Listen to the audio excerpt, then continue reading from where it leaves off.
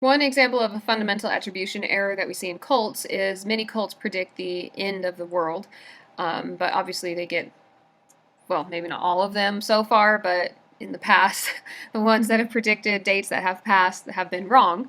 And what do we attribute that to? Now, it seems logical, if your goal is accuracy, to say that if someone predicted the end of the world and they were wrong, that they're wrong.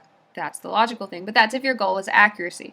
However, if your goal is to not put in a lot of cognitive effort, which cults go way out of their way to discourage you from using your brain.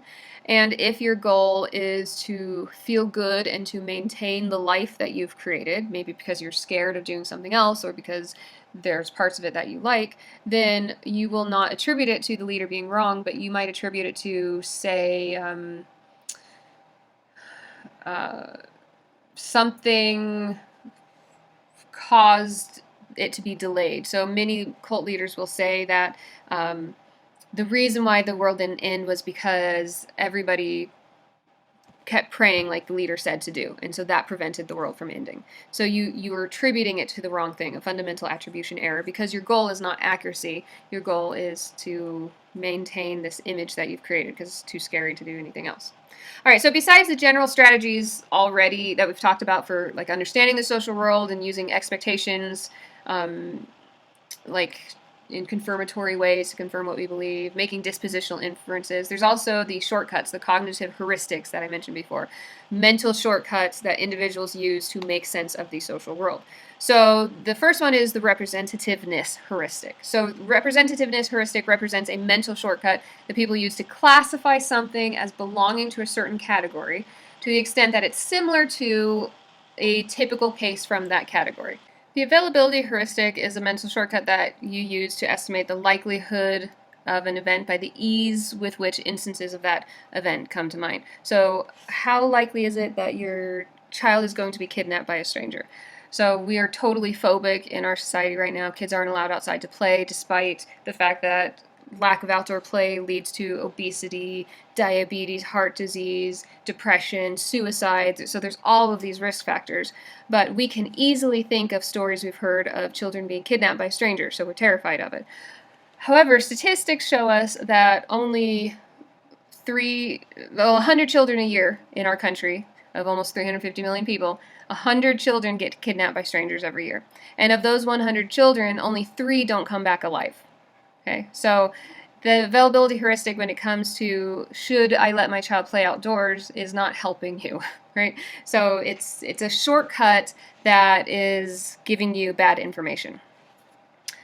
More than 100 kids do get kidnapped every year, but not by strangers. So those are like you're in a divorce and your spouse kidnaps the children or something like that.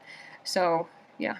So if you're in a situation like that, you might want to be more careful, but just being afraid of strangers, statistically, the chances are really, really slim. Your child's much more likely to die in a car accident with you driving them somewhere than if they're just outside playing unsupervised.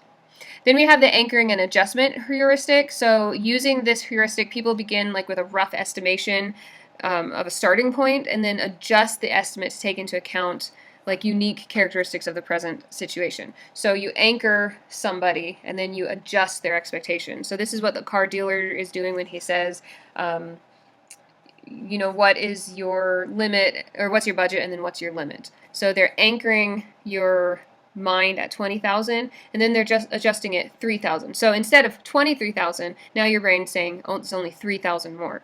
And so this is the sort of thing that this is why every business has like steps of products. So less expensive, more expensive, most expensive.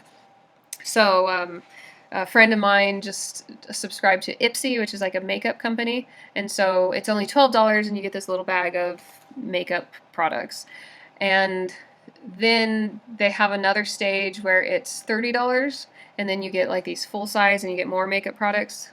And it is a good deal, but so she went from $12 and then she's like, and then I decided I'll also subscribe to the $30 because it's only, she's already done 12. So now it's not $30 she's spending. Now it's just another, almost a little bit more than 15, whatever that is. And so 18. And so now she's just spending $18 more. But what she's actually doing is altogether she's spending $42, right? So that's the truth of it. But this mental shortcut says, no, it's only $18 more than what you were already spending. But it's not like she canceled the first one, right? She's still doing that one. And in total, it's a lot more than $18. And then after a few days, I guess there's like a premiere, like Ipsy Plus or something like that. And it's, I think it's another $30 after that, but only every 3 months. And so now she's spent, it's not just this little tiny $12 package. Now she's spending, nearly $100 on products a month that she wasn't planning. So this is the anchoring and adjustment heuristic. Once your mind is anchored at a certain point, then the shortcut says it's only this adjustment that we're focused on. It's not where we got anchored at. It's just that little adjustment. And people also do this psychologically. So, cults like to isolate people. They like to isolate their members so that there's less contradictory information. And so once you're isolated, now we can do something else. Once we've got you to do this behavior, now adjusting it a little bit more doesn't feel that extreme. And so then once you're adjusted, we anchor you there, and then we adjust you and we anchor you there. And then now you're like light years away from any behavior you would have thought was normal when you were first brought into this cult. Okay? And so we're talking a lot about the negatives to these heuristics, these shortcuts, but you can use them.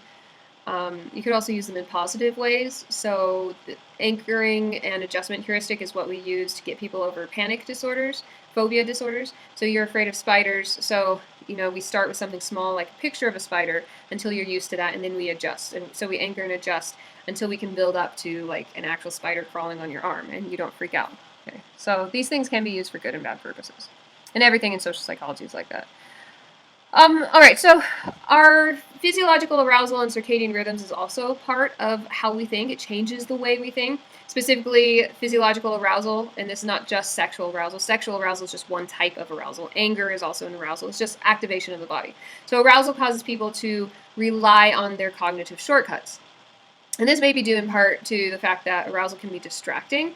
So to focus, we narrow our attention and we allow expectations to guide our actions. So for instance, for example, there was a situation back in the 90s, I believe, where LAPD officers were in a shootout and they emptied their gun at this criminal, and then they stood up from cover and they walked around collecting their spent shell casings, and they ended up getting shot and killed. I think 3 got killed or something like that. So why did they do that? Why in the world would they leave cover in the middle of a shootout and go pick up their trash?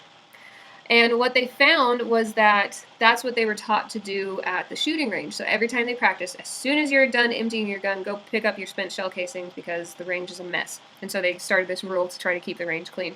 But what happens when they were in this state of extreme arousal, so they're very afraid, it's a life and death situation, they're being shot at, they're shooting at somebody, their brain relied on a shortcut. It relied on what it knew, its expectations of the situation, and instead of thinking things through logically, it just kind of went on autopilot. And that's what our brain does.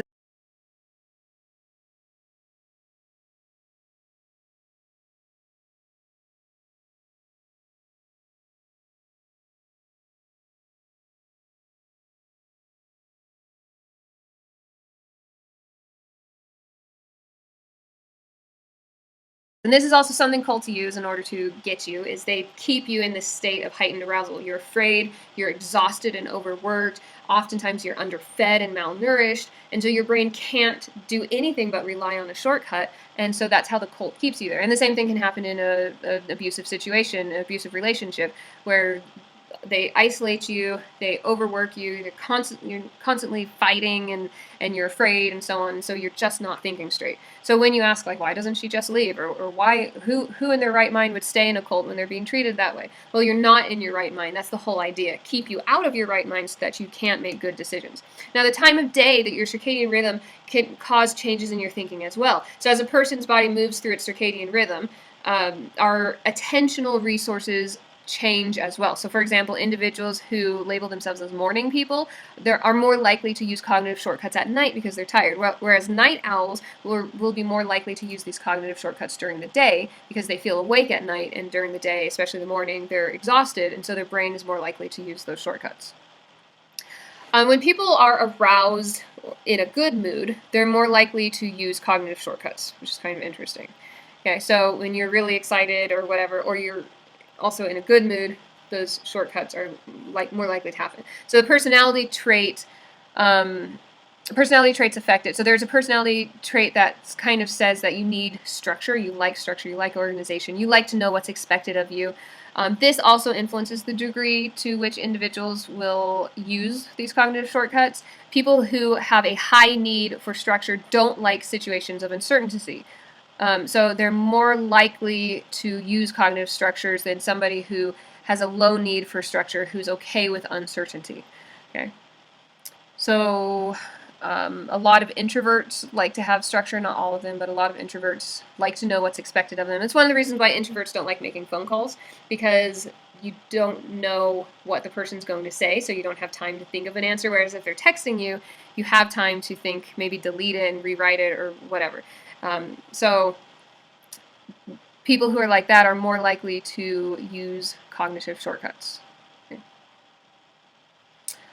Now, if a situation is complex, if there's time pressure, this will also cause you to use shortcuts. So each additional task that draws resources away from our brain, our attentional pool, makes it increasingly difficult for us to engage in careful thought. So if somebody's distracting you, it's hard to think straight, it's hard to think carefully.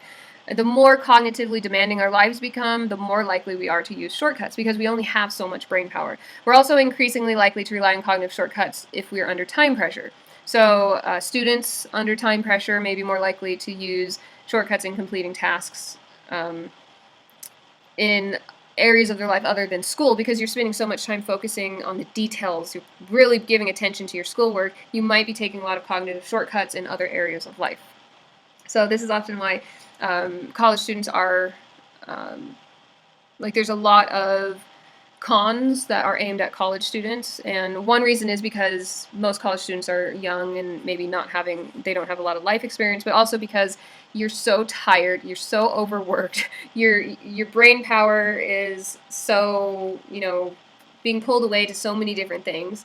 You're under these time pressures. So it's just the perfect situation in order to be using cognitive shortcuts and for people to scam you.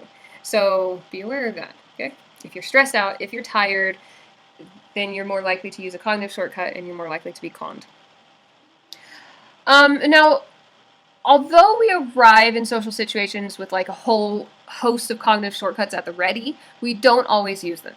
Okay? So we're less likely to use these shortcuts when we feel accountable for our judgments, if we're going to be held accountable in some way. When situations don't fit our expectations but accuracy is important, we're also less likely to use cognitive shortcuts than when our expectations are not met, but accuracy is not important.